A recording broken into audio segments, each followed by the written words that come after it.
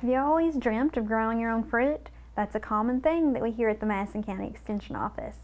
But it's not as simple as just growing fruit, unfortunately, here in Kentucky. We have a lot of disease problems because we are so humid, hot, and wet in the summers, and so it's really important to pick that right fruit for you.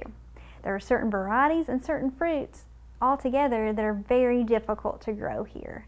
In general, apples, peaches, and grapes are very difficult to grow. Some fruit you can grow pretty easily here. Blackberries and strawberries grow well here in Kentucky using minimal pesticides or no pesticides at all. But when you start to look at things like apples, peaches, grapes, other tree fruit, there are some problems that we have that have to be addressed with sprays, both organic or conventional. Luckily, we have some great publications at the Madison County Extension Office and other extension offices around the state to help you when you're choosing your fruit. It's really important to pick the right variety for your area.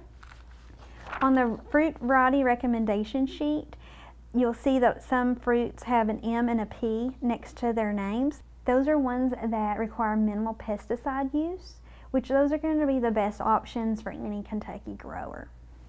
Another publication available through the Extension Office is called Growing Fruit at Home in Kentucky, and it is an older publication, so ignore the variety recommendations in it, but all the other information is very correct, and it goes over when to plant, prune, harvest, and has a lot of great information there.